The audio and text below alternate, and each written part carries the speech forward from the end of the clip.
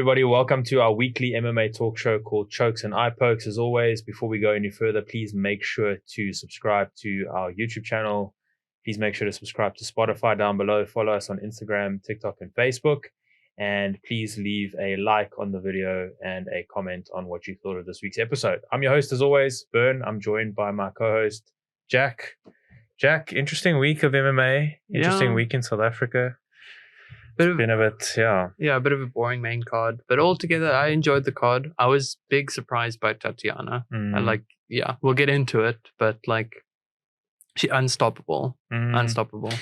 Yeah, I was surprised actually in the opposite way. I thought there was actually a few more holes in the game than I thought. Yeah, but we will get to it. Yeah, so I got the results here. We'll start off at the beginning. We had Ludovic Klein beat Ignacio Bahamondes at the lightweight bout. 30-27, 29-28, 29-28. What did you think about that? Justified. That we both had Ignacio. Yeah, we both had Ignacio. We're both wrong there. Yeah, I thought. He was technical. He just got leading into the second. Just slow it down. Yeah. Well, it was a lot more dominant than the scorecard suggests, I think. Klein's just, it's now his fourth fight in a row that he's won. He's looking good. He's looking really good. It was a lot, like I said, a lot more dominant. He was a lot more clinical, I think, than what the scorecards indicate. But again, always, it seems like every week we got some. I don't agree with the judges every week, it seems like. So good victory there, 30-27, 29-28, 29-28. So we both got that one wrong. Then we've got the light heavyweight bout, Tanaboza beating Alexa Kamur. This one was a lot more convincing, unanimous decision, 30-27 across the board. Yeah. Thoughts? Yeah, he won. It made sense. He was quite dominant. And you? Yeah, he called for this one. He dropped down from heavyweight, so justifiably got his shot because he was in danger of getting cut from all the losses that he had. He had a string. Yeah, it was good. He was good with his jab, and then he was stuck sort of behind his jab, and then realized he could actually go for takedowns again, which he started doing. So yeah, it was quite a dominant performance, to be honest. About as dominant, without going into 10-8 rounds and 10-7 rounds and things like that. So yeah, it was a good performance all around. Then we had featherweight. Diego Lopez beat Gavin Tucker. Nice armbar there. Very, very quick into the bout. Yeah. No, the second round. Yeah. No, very impressive. I think Diego, he looks young, but he's got quite a record now. It's 22-6 or something, which is I think good.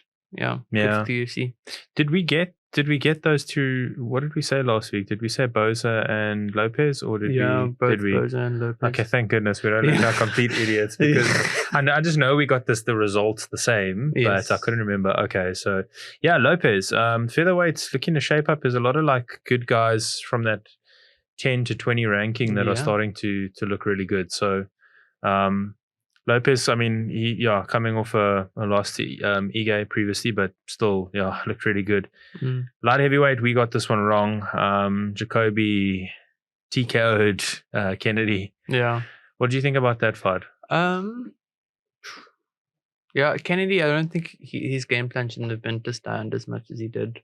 He got caught. I think that was also almost like a bit of a lucky shot. I don't think you can say that in MMA. But it was a bit lucky. I think that if his chin, if he could have taken that shot and recovered, I could still have seen him doing better in the later rounds. But it was so quick. It's Look, he when I was watching that fight, Kennedy was very tentative. He was almost too respectful of Jacoby's stand up. And like you say, if you're going to be so respectful and timid, if you want to stand with somebody, especially a good striker like that, you've got to back yourself. Yes, don't be stupid and reckless because you can get knocked out, but you can't I'm sitting waiting, and then when it looks like you're going to throw a punch, I'm like, oh no, you know. So that's what it looked like, and I don't know, maybe it's trying to feel him out, but it showed here, you don't have time to do that always. especially with 3 rounds. Yeah, and Jacoby, I mean, yeah, it was like a counter. I think it was a left hook. I can't remember if it was a straight or something, but that was. I mean, he's a kickboxer. He's like he did glory before. A great kickboxer. Yeah. So, look, I mean, you always want to test yourself, maybe, but I think that was not the right game plan to be that timid. But complain about the early stoppage. I mean, he still looked like he could have maybe carried on, but he wasn't going to advance his position. Like there was no. I think it was a just stoppage. You think too timid? What, too timid? Like in the. Well, like he was too timid for it to. If it had continued, it would just be the same thing. I think he was getting blitzed, and it was like, okay, you've always got to give fighters that chance, but the referees usually shout like, you got to fight back, you got to fight back, you got to fight back, and after enough chances. The referee stopped the fight. So if you're worried about them possibly stopping the fight, then do something. Move. Even if you just go back and not get hit and, give up a bad position on the ground, then that's better than getting stopped like you did. Yeah. It was a bit sad to see as well, just because, like an African fighter, I'm a bit prejudiced. Always like to see them do well. Yeah, well, we're allowed to be biased. Yeah. What do you think is next for him? Not for Jacoby. For Kennedy? Yeah. Don't know. He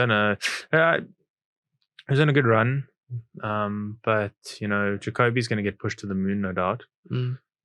Glory. If there's anything for your MMA career, start in glory. Yeah, especially at middleweight. Especially, yeah. So I mean, Pereira before, even Adesanya before that was being pushed to the moon because of his kickboxing. Yeah, and rightfully so, I think. Especially when they have good performances in MMA, but I can already see, if Jacoby has a couple of more good results, then they might start pushing for him to fight Izzy if Izzy sticks around. Because they do have, I don't know if they fought. I know he fought Alex. I'm not sure about Izzy. Yeah, I don't know, to be honest with you.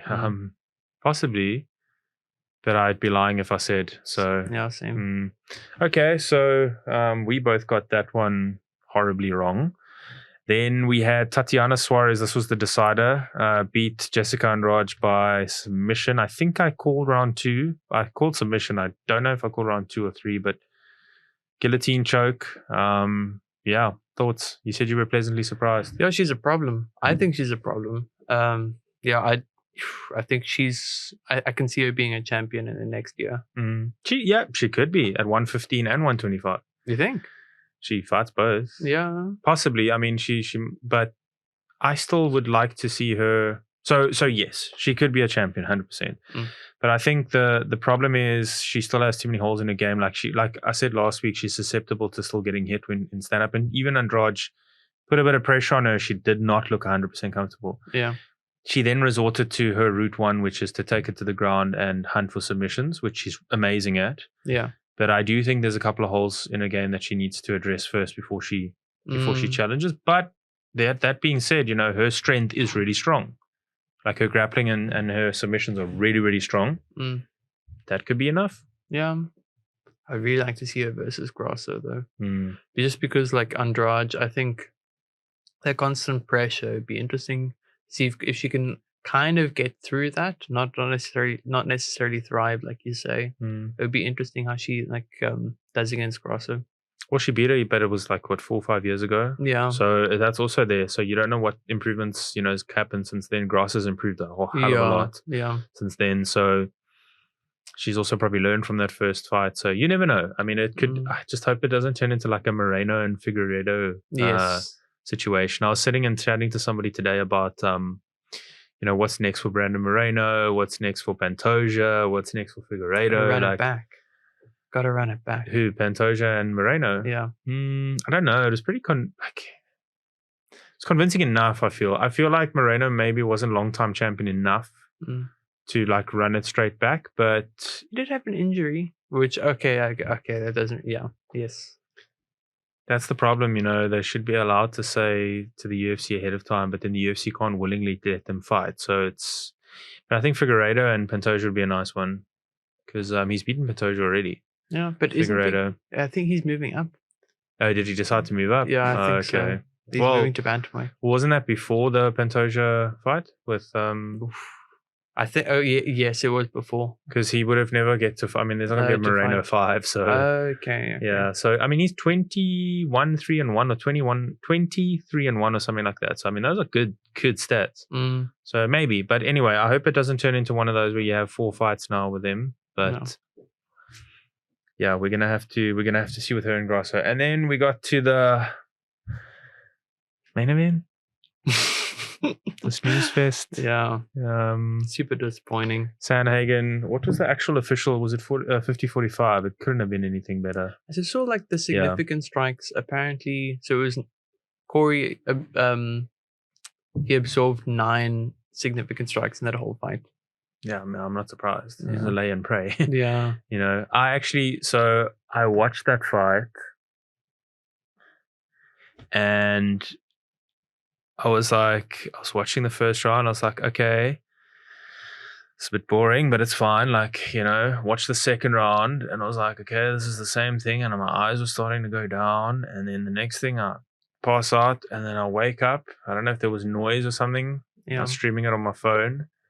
And then I'm looking, I'm like, oh shit, what did I miss? You know, and then it was like I had gone to sleep and they were in a position, and I'd woken up and they were in that exact position with like a minute left or 2 minutes left of the final round.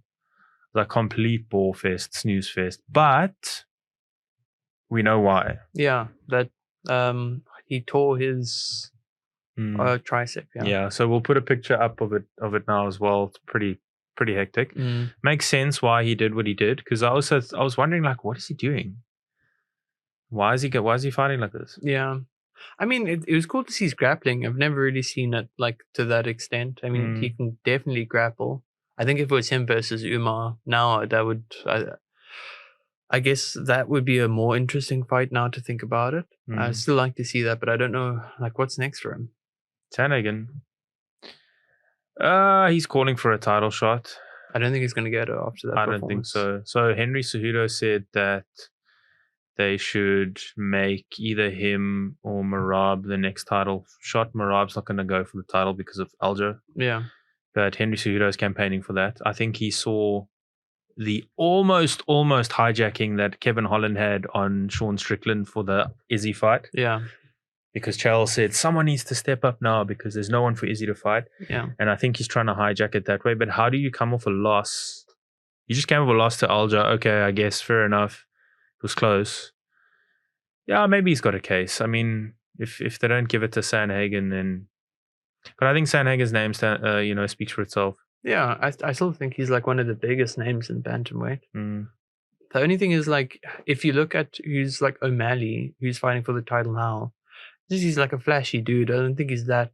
Like, I think that if it's him versus Aljamain, I think Aljamain gets it done fairly convincingly. Who now? O'Malley. Yeah. It is Aljo versus O'Malley. Yeah, we'll say, yeah. Like, I think that's going to end, like, it's going to be quite dominant from Aljamain. I also don't think he's done, like, that much to earn that title shot. Look, he beat Piorian, even though it was controversial. But he knows what he needs to do. That's the thing. Yeah. So O'Malley on the feet will piece Aljamain Sterling up, I feel. Yeah. And he's got range and height advantage. He knows exactly what he needs to do to not get beat against Aljamain Sterling, and that's just grapple. So I always look at, so when I spoke to Don Madge on the podcast last year sometime, I still said to him, like, there was a fight. So Don Madge was a world champion Muay Thai fighter. Like, his stand-up was about as good as it gets, okay, in the world. And I think he was a blue belt or something in jiu-jitsu at the time, but he had risen very quickly to up the ranks in EFC, and he had a fight against someone called Costa Iwano. Costa Iwano was a black belt already at the time, and his whole game was top pressure, like lay and pray to an extent, but he was still finishing people, but it was like top pressure, submit you when you give up or ground and pound. And everyone was always like, myself included before the fight, I was like, Don Madge is amazing with the stand-up, he's great and everything, but a grappler is going to take him down and dominate him. Like, he's got no chance, especially against a black belt. Yeah. And when they fought each other, I was like, okay, round 1, it's going to happen. He's going to get like taken down. He's going to get taken down. I'm like, okay, any minute now. Round 2, any minute now. And then I'm like, round 2 or 3 starts to reverse positions, and he starts getting on top, and he completely out-grappled black belt, Costa Iwanu. Yeah. And when I asked him, like, how much did you train? He's like, his whole camp pretty much revolved around getting out from positions. So he would have heavyweights, he would have like heavy dudes get on top of him, and just he'd have to work out of positions, worked his ass off. And I can only imagine that Sean O'Malley's going to do exactly the same, because that's Aljamain's key to victory. Yes, that's how he's been finishing people. Yeah. Yeah. Well, maybe it's not necessarily that dominant, but I don't think Sean's done as much as like a few other bantamweights to get that title shot. Look, I mean, that aside, he's got it now, so he's got that's what he's got to do. Yeah, I mean, look, he's got a good name, but he's finished people. Like we must also remember, he's finished a lot of people and quickly, whether they're like up there or not. Yeah. And Piotr was sort of the measuring stick. And also, if you look at it, like after Henry Cejudo, who was there really for Aljamain Sterling to fight? He's not going to fight Piotr again. Merab's not there, so yeah. I mean, Sandhagen. I do think Sandhagen deserves the title shot more than. I'm forgetting his name now. O'Malley, of course. But then the thing is, I think he's just done more. I think that like he's had a few more losses, but they're higher losses, you know. But just remember, he got choked out by Aljamain Sterling the last time, so that's why he had to essentially work his way back up again, because you have to go to the last result of those two against each other. Yeah, it's like Robert Whittaker. Robert Whittaker was beat everybody left, right, and center. Only got the chance of a title shot when he fought Dricus the last time. So, yeah. Okay. But I think Sandhagen is the clear favorite next, unless, you know, like Aljamain Sterling loses and then gets a rematch and then they rerun that whole story. Yeah. But I think you should wait. I think you should wait for it, because, again, Merab's not going to he's not going to be there. So Merab's essentially just wasting his years away fighting top contenders for nothing. Yeah. Well, when Alja moves up, if we don't know if he's going to move up, but if he moves up, then I'm sure Merab will probably be the first one to fight. I think that he's one of the best fighters that's not a champion. Definitely. Listen, man, at the rate they're going, we might see Cameron Simon in this title picture by the time Aljamain and everybody decide what they need to do. So, I mean, he said he wants to be a champion next year, so why not? So, before we get to the final sort of results, what are you giving this out of 10? 5. You're starting to get more critical, huh? You're starting to get more critical as the week's gone. You see why I started low and I'm getting up. Yeah, 5.5. Yeah, I think as well. I think that main event was it's too much of a disappointment, I think. Yeah. I would say my favorite fight was the Tatiana Andrade, even though that's the one that we had different picks for, and then I did lose it. So, I mean, I was a bit worried at stages when Andrade started to push. I was like, is Tatiana going to get knocked out here? But okay, so I've got the belt for another week. It's the first one to 5. So what? When was that? I'm the first one to get 5. So I thought you were saying. Yeah, no. Okay, yeah. I thought you were just saying that can be a competition. Oh no. Well, I mean, it's a nice to have afterwards, basically. So I'm only processing now that you're like 3 ahead of me. So okay. Only 3. Damn, it feels so many more. So in light of our rather underwhelming main event, we thought it would be a good idea to have the top 5 underwhelming / disappointing, didn't live up to the hype main events of all time. So this is our weekly top 5.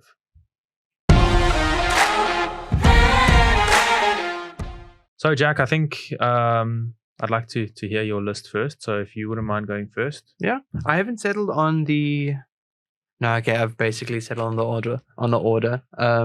So at number 5, I have Nunes versus Shevchenko 2. The reason for this is just because it's a really boring fight. Amanda won unanimous decision, and that's the. Do you know that famous interview of Shevchenko afterwards, where she's like, "I hit her with my punches. She does nothing. Her nose is red." Yeah, it's that one. Yeah, I mean, absolutely, it was just super underwhelming because it was built up to be this huge firefight, and then it was just Amanda trying to take it to the ground and getting hit, and then winning when like it. I don't know. I think Shevchenko should have won that. Mm-hmm. And then in at number 4, I have I didn't want to do this. I didn't want to do Kamaru like this. It wasn't that bad a fight, but I'll okay. In at number 4, I have Kamaru Usman versus Damian Maia. I don't agree with Colby Covington saying that he's like Marty Snoozman. Yeah, no, Marty Snoozman. Yeah, because he's actually a really, really good fighter. And this fight I put on here just because, like, it felt right to put Snoozman on this card, and that's his most boring, his most boring performance. It was 30% Usman. Yeah, it was a pretty good fight. I mean, it was pretty boring though. That's why it's on here. I mean, like definitely his most boring performance as a main card, and his first main card. There like nothing really memorable happened or like came from that fight. So that's number 4. In at number 3, I have Izzy versus Romero 1.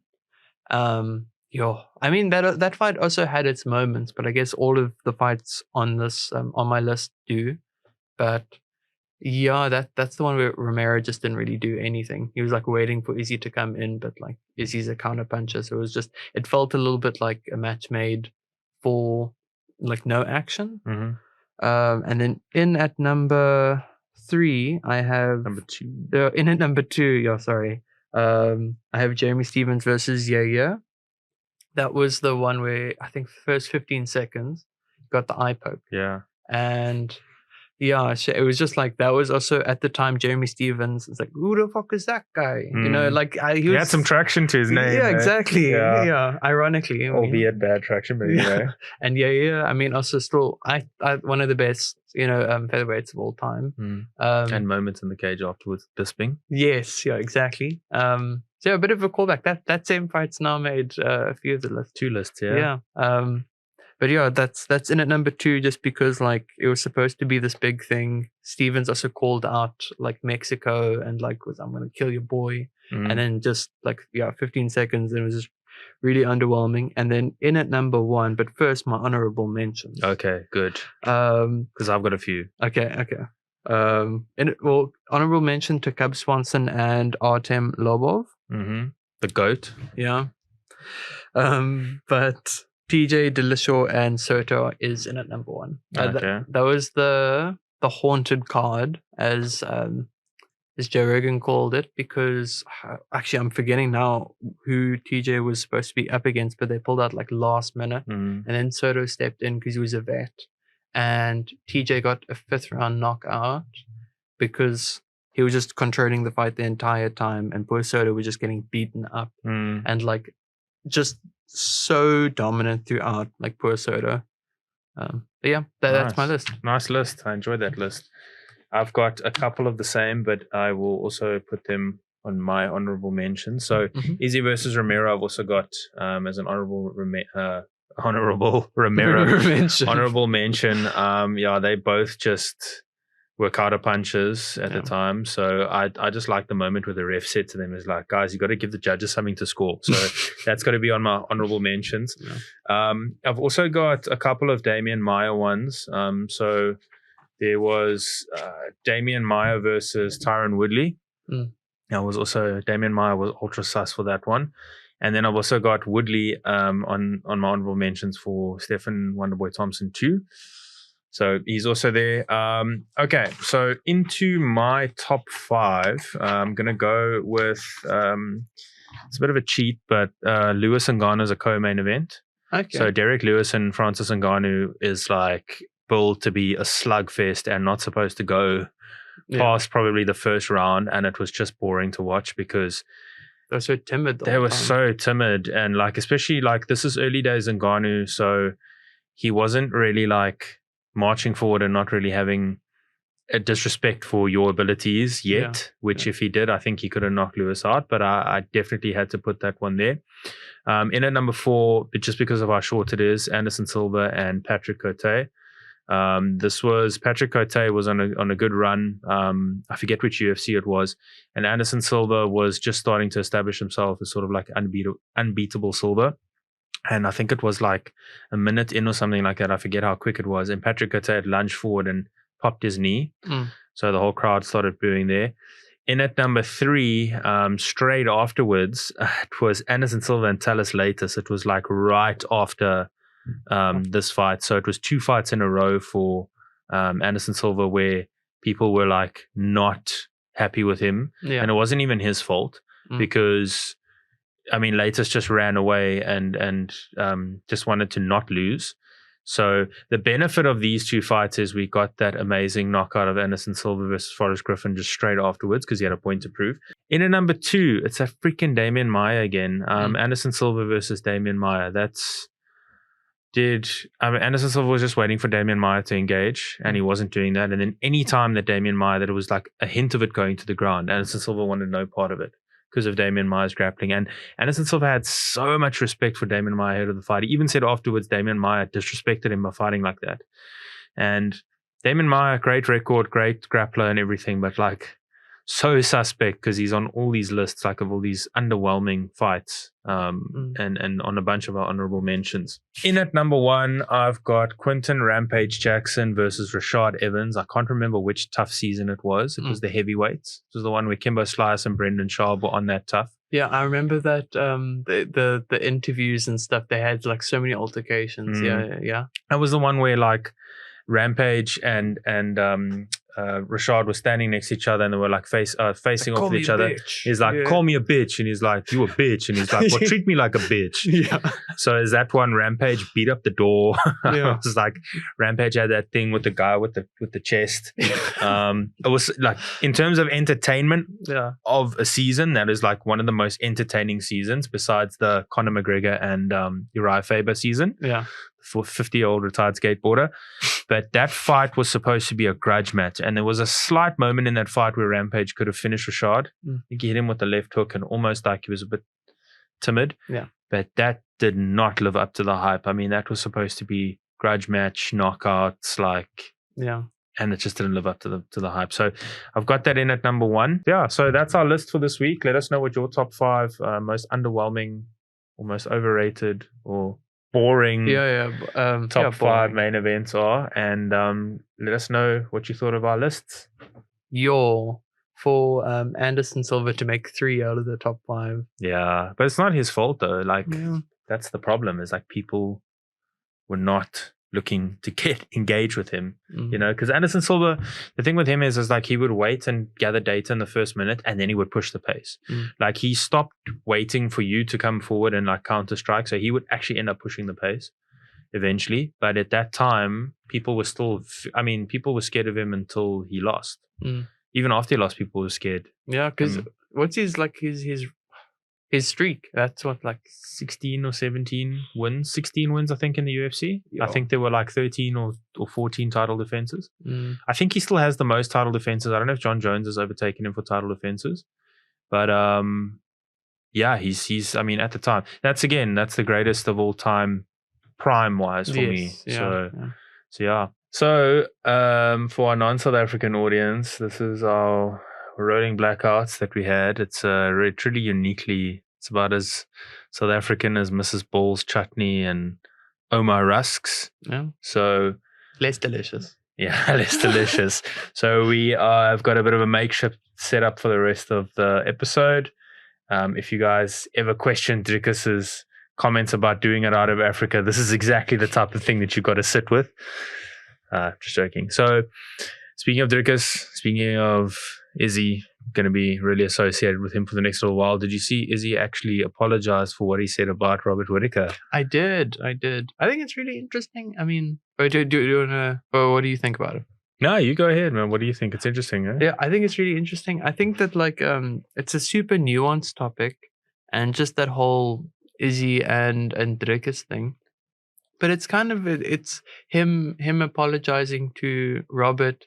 It does make me think that he's starting to understand, like what his interaction with Dricus, I think, at the root was. And that's kind of like ethnicity versus nationality. And like maybe he's starting, like I think it's been long enough and Drickus hasn't engaged for long enough for him to like have to realize like, oh, maybe I was in the wrong. Because like what he's saying, I mean, he's ethnically African, like for sure. But yeah, going back to like Drickus's point, was always the first national African.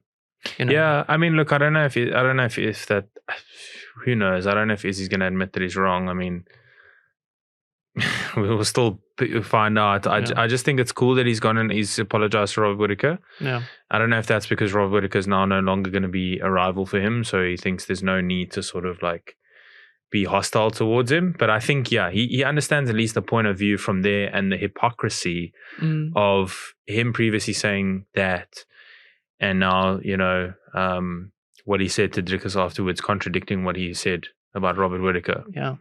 But I also think he's sort of trying to save face a little bit for Strickland, because Strickland had already started to come out about the whole Izzy saying that he was Chinese as well. Yes. And Strickland is not scared to say that stuff. Yes. Yeah. You know, Drickus might like hang back off of that stuff a little bit, but Strickland doesn't give a shit, it's crazy dude. as well. Like he's been a lot more aggressive in terms of like calling out Izzy or like questioning his nationality, and Izzy hasn't been vocal towards Strickland in the same way he's been vocal towards Drickus. Yeah, it's just because you can't. I mean, Strickland is uncancelable. Yeah. So I think Strickland also knows that, and like Strickland doesn't have that fear of people saying he's a this or he's a that. So, you know, Strickland also kind of brought up some other stuff from Izzy's past on the Joe Rogan podcast that Joe didn't want to talk about, but you know, we're not going to bring that up. But look, props to Adesanya for actually like admitting he was wrong and you know, saying in what he said about Robert Whittaker all those years ago. And he didn't need to. Yeah, like does take a big man. Nice. Yeah. So also, I don't know if you saw with Zuckerberg and old Elon are starting to reignite their battle on Twitter. Yeah. Their Cold War. I also saw his wife, Mark Zuckerberg's wife, she apparently she gave an interview and said that she's like really not liking that Mark is taking this a lot more seriously, and that he apparently built like a whole fighting cage in their back garden. Yeah.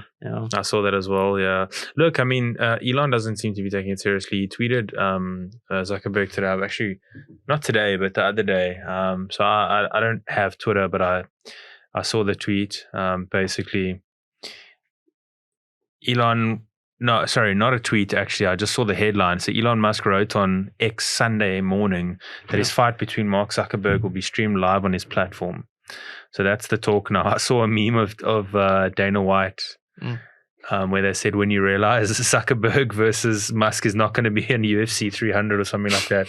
But it'll be interesting, man. I think they want to do it for charity, I guess, and whatever. But I wonder why not do the UFC. Maybe like... They don't need the UFC, to be honest with you. Yeah. I guess in putting on a promotion, I guess you probably could get help from them. But then, like, you are literally the A side because you're going to sell 10 million pay-per-views if you do it on pay-per-view. So I guess they would need the UFC to put it together, maybe. No. But maybe it's also not going to be that competitive, because I think that like there's maybe that's... It's maybe a good thing, because if it's for UFC like pay-per-view UFC 300, and then it's like a super boring fight, and then they just like hug after like 2 rounds, you know. I don't think the UFC cares, man. Money's money, you know. Yeah. I think also you need to build a card. You can't just have one bout. Yes. And who are they going to build it with? Yeah. So what are you gonna? I mean, if you look at KSI, Logan Paul, Jake Paul, their events, they do seem to be doing fairly well. So even though people think they're rigged, people think they're boring sometimes, like people say Jake Paul's fighting washed up people, I think people will still watch 100%. Yeah.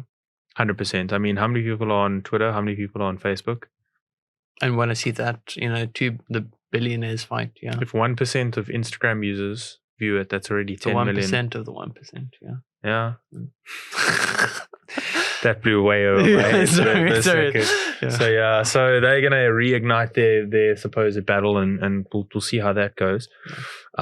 Speaking of Jake Paul, I'm not going to go too much into the fight with Nate Diaz. I didn't watch it. I didn't care to watch it.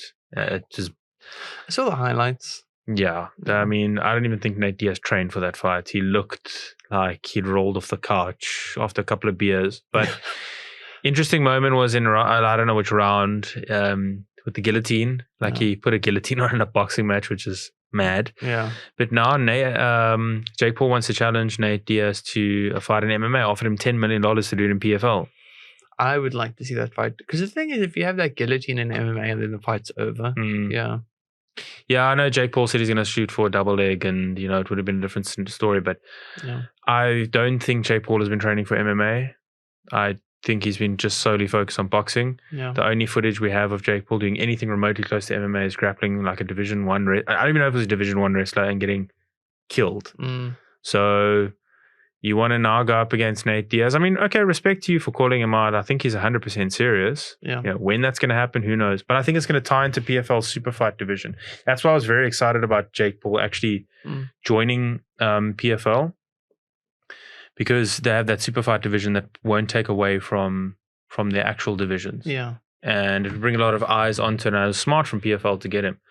Don't know if they're going to have altered rules or not, or like maybe it's going to be you can only be on the ground for 20 seconds or something like that, but we'll see. I kind of hope for those kind of rules. I mean, that's a good example of something that shouldn't be allowed in that fight.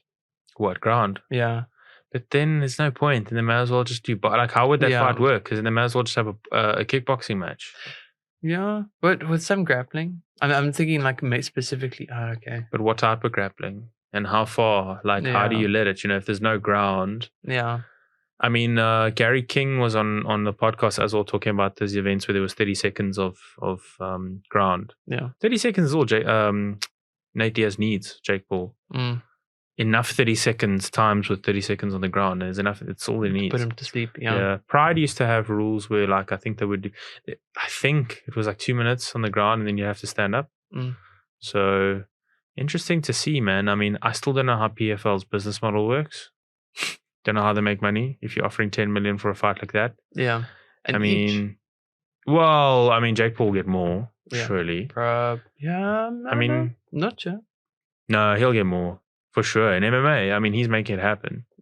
So 10 million. So let's say they both get 10 million. I don't know where they generate the 20 million from, because they're going to pay all the other fighters, they're going to pay the staff, they're going to pay for the arena, they're going to pay for this, they're going to pay for that. Yeah. I mean, if the gates and big UFC events make 10, 20 million, whatever it is, I don't even think they'd make 20 million. I mean, the gate on the Sandhagen one was probably like 4 million, 5 million. So where's the money coming from? Yeah. That being said, though, I do want to see it. Because I just want to see Jake Paul get. I mean, I would not pass the first round, honestly. I don't think so, no. Unless he runs away like Talis Latis and Damian Maia and those guys. So, it'll be interesting. What do you think the result is there? In the MMA fight, first round within 20 seconds. No, sorry, within 2 minutes. Within 2 minutes, some sort of submission, some sort of choke. Yeah. And you? If he wants to, I think Nate will just try to stand with him. Stand and clinch, kick. Yeah, but Nate wins. I mean, not even around. No, easily. So we're gonna get into our preview of the UFC Fight Night, Luque versus RDA. We do this every week. We've got 6 fights on this card. Yeah. So the first fight is Josh Fremd versus Jamie Pickett. What are you saying? First of all, what are your thoughts on the fight? If I'm honest, this fight doesn't interest me that much. I don't think there's a lot of names on here that I only learned to prep for this, and I don't know, they're not that impressive to be completely real. And you, what do you think? Yeah, Jamie's on a 3-fight losing streak. He's 13-9. Josh Fremd is 10-4. Yeah. It does feel like a filler card. It is a bit filler, yeah. I do agree with you there. I would have rather liked to see I would have rather liked to see Terrence McKinney bumped up the card. Is he on the prelims? On the undercard, yeah. I would have rather preferred to see that, but yeah. He's fighting again recently. Well, he just fought. Not too far away, like a couple of weeks, yeah. So Anyways, what are you saying for this one? I have Josh. Yeah. Yeah. And you? Yeah, same. Josh. Yeah, I think he's more proven in the UFC. Mm. So I'm going for sub on this one. What do Okay. you? I think early stoppage. Not early stoppage. Stoppage fairly early on. So TKO.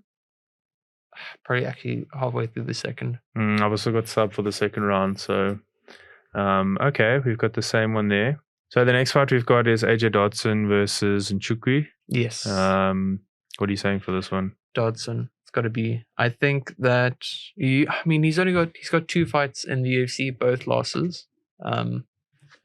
But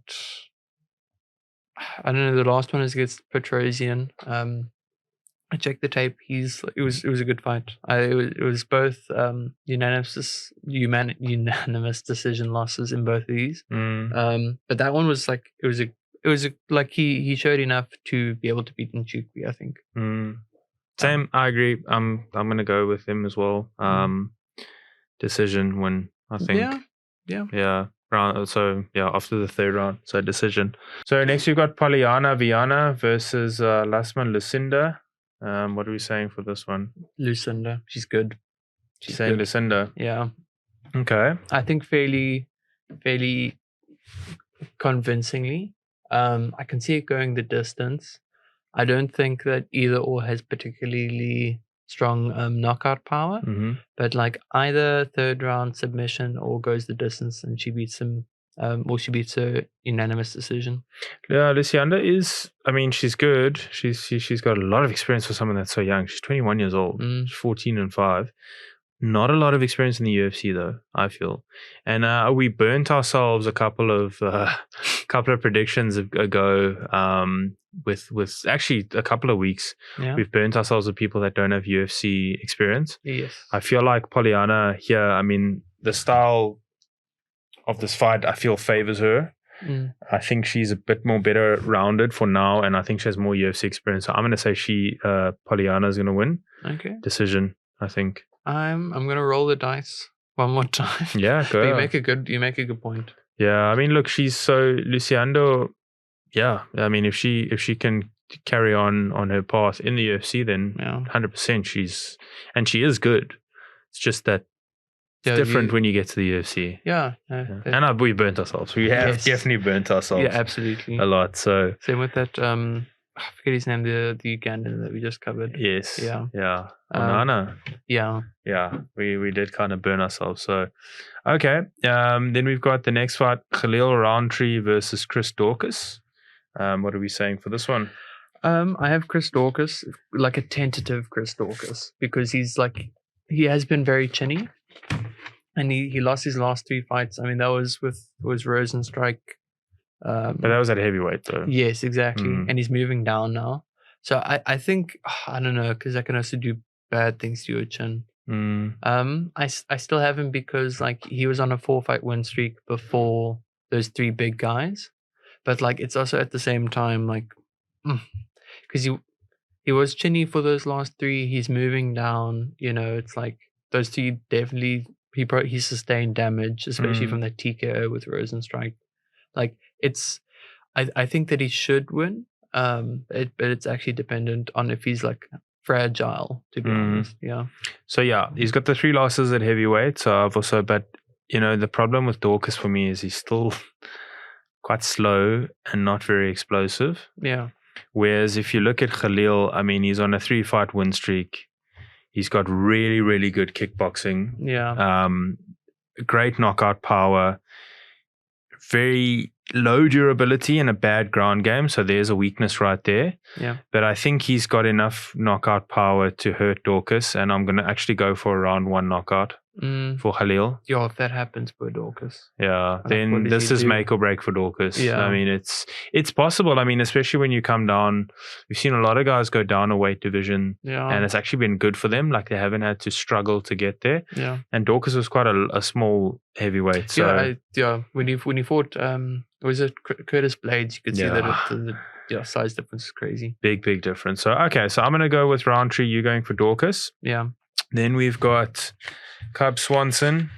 He's taking on Dawodu. What are you saying for that? Got to be Dawodu.